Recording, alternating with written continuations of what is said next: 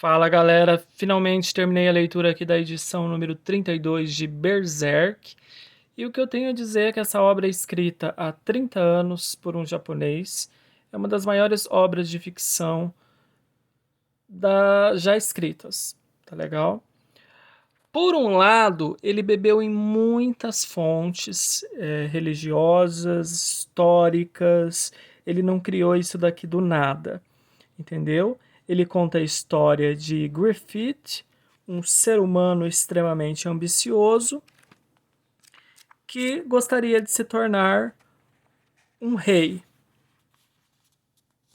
Ele é belo, ele tem as artes da espada. Só que aí acontece um negócio incrível. Aí tem spoilers, galera, não tem como, tá? Vou ter que contar, senão eu não consigo fazer minha avaliação. Ao longo da série, acontece uma espécie de vinda dos demônios. Sério, a vinda de cerca de 4 demônios que concedem a esse Griffith, também conhecido como Falcão da Luz, o poder de se tornar um deles. E é uma espécie de segunda vinda de Cristo à Terra, sabe? Ele é escolhido como Messias, só que ao invés de ser escolhido por Deus, é escolhido por demônios, e ele retorna à Terra extremamente poderoso numa espécie de reencarnação. E aí ele acaba sequestrando a princesa da civilização ocidental e acaba enviando sonhos, sensações para o líder do Vaticano, o Papa, e ele é aclamado, existe uma espécie de aclamação. Ele é aclamado como líder da civilização ocidental. Aqui o Papa, até mesmo o Papa, se ajoelha perante ele, se deita perante a presença dele. Isso daqui é fantástico, porque isso daqui vai no cerne de muitas profecias do cristianismo, que diz que o próprio Papa um dia obedecerá ao demônio, né? Para muitos protestantes já obedece desde sempre, mas aí ficaria claro para o mundo inteiro que ele se prostraria perante o anticristo.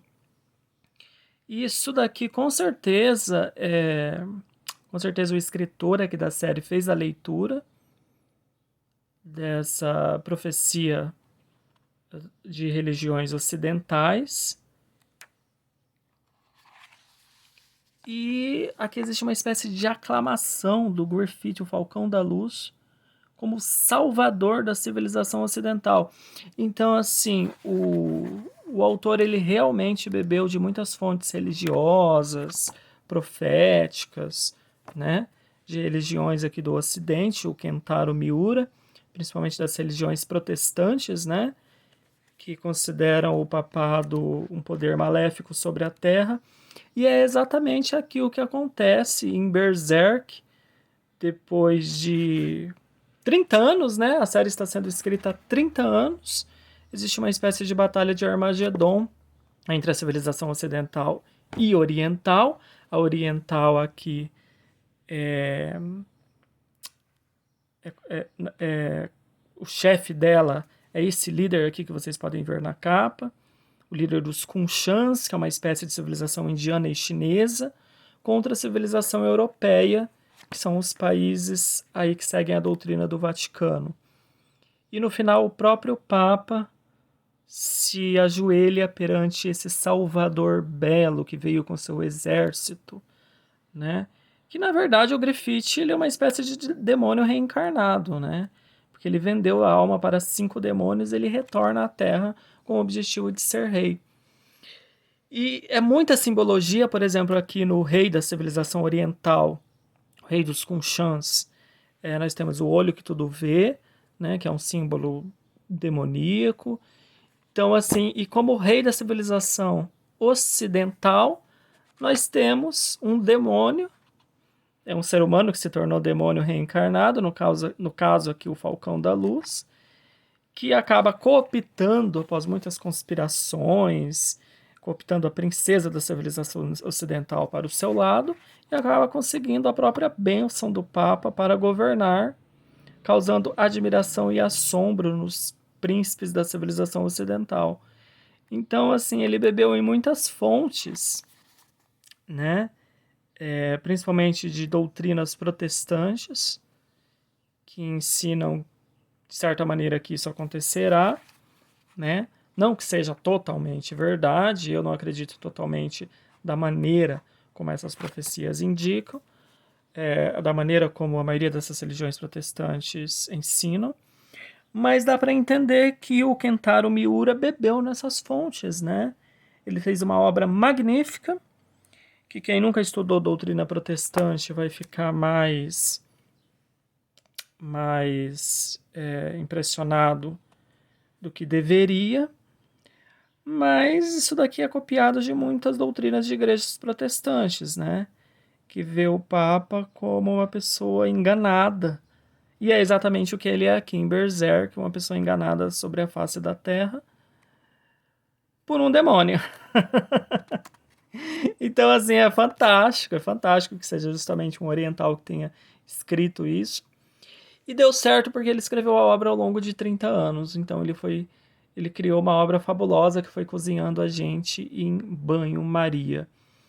E o cavaleiro principal aqui é apenas um ser humano comum, né? Agora existem algumas questões aí sobre o final da obra que nós não sabemos. Nós não sabemos se o Deus do Vaticano existe de fato, né? E vai vir aqui derrotar o Griffith, ou se era apenas um falso deus. Dá a entender que é um falso deus dentro da obra, né? Porque a obra enfatiza muito que o Vaticano destruiu as crenças animistas. O que seriam essas crenças? As crenças antigas em fadas e o poder dos espíritos da natureza, né? Então, dá a entender que aqui em Berserk a religião natureza seria as fadas e os espíritos da natureza. Então a gente não sabe. Quem sabe se no final, que ainda não está escrito, né? Isso aqui é uma suposição minha. Quem sabe se no final que não está escrito, essas fadas e espíritos da natureza que foram relegados à doutrina imprópria pelo Vaticano, né? Foram expulsos da fé das pessoas pelo Vaticano. Mas essas fadas e espíritos da natureza serão os que derrotarão aí o Falcão da Luz, que é uma espécie de anticristo da civilização ocidental, ou se não, se ele simplesmente vai reinar aí sobre todos, e esse seria o provável final aí de Berserk.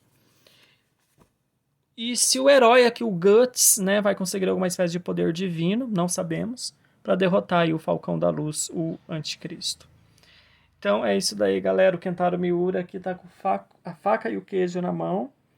Eu não li, né, do volume 33 até o 40, já chegou até o 40, eu não li. Então, é claro, essas observações que eu estou fazendo é com base no que eu li até aqui, até o volume 32. E uma comparação aí, né? Claramente que o Kentaro Miura bebeu de fontes de doutrinas protestantes, que haveria uma suposta guerra entre a civilização ocidental e oriental, com a chegada do anticristo e que teria a bênção do Papa. Parabéns para ele, pesquisou bem e criou uma obra aí magnífica que vai impressionar aí, principalmente quem nunca leu Bíblia, quem não se interessa e quem não conhece as doutrinas protestantes. Até o próximo vídeo, galera.